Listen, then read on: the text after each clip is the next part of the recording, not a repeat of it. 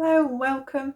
If you've been here before, you'll know that I'm a big fan of reusing, recycling and getting a bargain. So today I'm going to show you how to make some really simple jogging bottoms for your children from jogging bottoms that you're going to throw out of your own, or maybe ones that you can pick up really cheaply from the charity shop. So I've got this pair of jogging bottoms and quite honestly, they're really old. They've seen much better days. I was going to throw them in the bin, to be honest. They've got a hole there in the leg. They're really well worn. The seams have gone all twisted on the legs. They've gone twisted round and they've just seen much better days.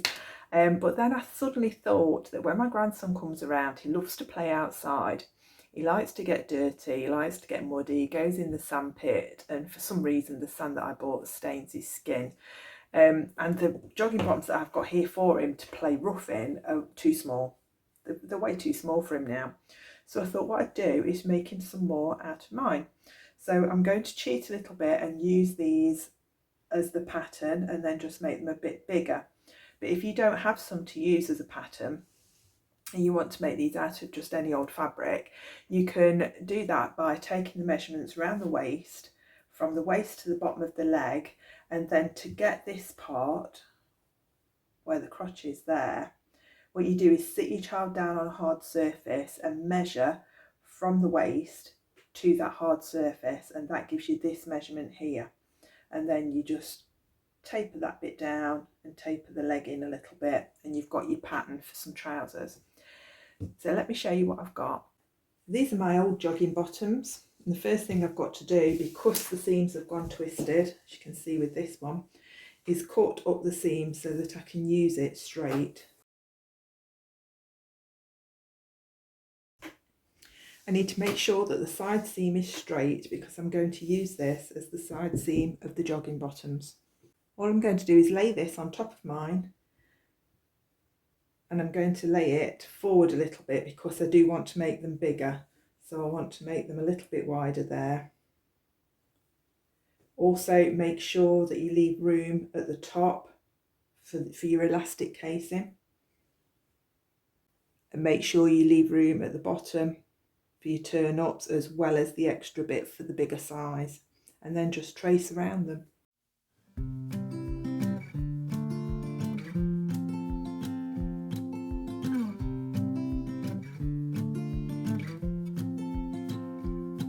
So when you've traced that out, all you need to do is cut it out and do the same again, using this as your template on the other leg, the opposite way around.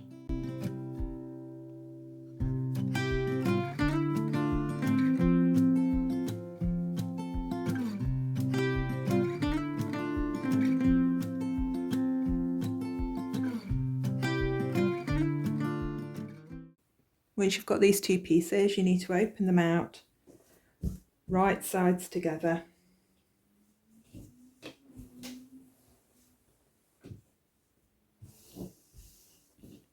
So you just need to now pin these two seams at the side and sew them because they're going to form the crotch of the pants.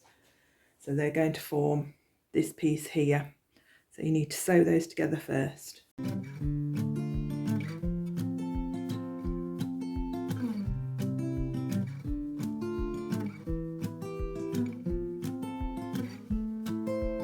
If you don't have an overlocker like I don't, it's a good idea to do a zigzag stitch just on this piece here, just to help stop your fabric fraying.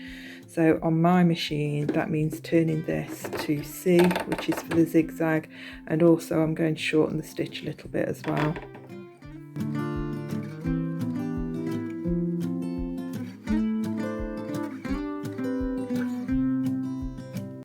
Once these two pieces are done, you need to then fold it along these edges so that this part's in the centre. What you're going to do then is pin the legs together and then sew around it, and then that's going to make the two legs.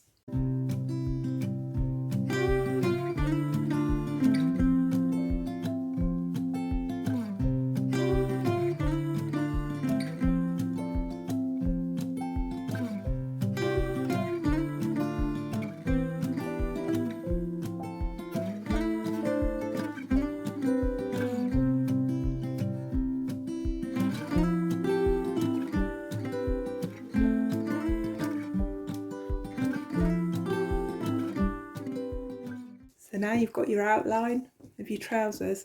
All you need to do now is turn up the bottoms. You can either turn them up just once for a hem, or you can turn them again to make a casing for elastic. Make sure that you leave a little gap and then thread elastic through. And also we need to do the elastic around the top. So for this we are going to turn it over and turn this underneath to make a casing for the elastic. I'm going to sew around, leave a little gap there, and then we can thread the elastic through.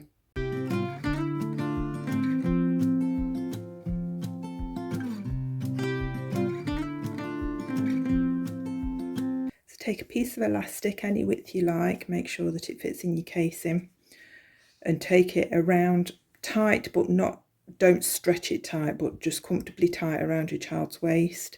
And then we're going to thread this through the gap that's been left here, using the trusty safety pin. Attach that to the end, and then we simply thread it through, making sure to keep hold of this end, don't lose it as it goes through.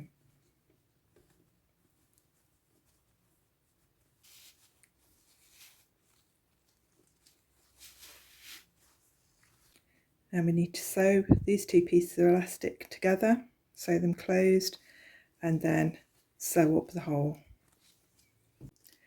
So either hem up the bottoms of these just into a hem, or put elastic through, and then we're finished.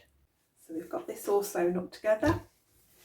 Just turn it inside out, or should I say the right way round, and there you have your little pair of jogging bottoms. Oops.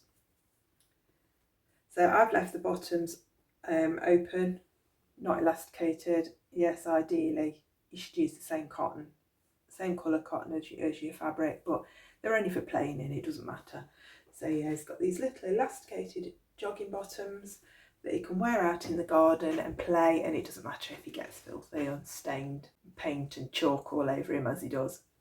Thank you for spending time with me today, and I'll see you again next time. Bye bye for now.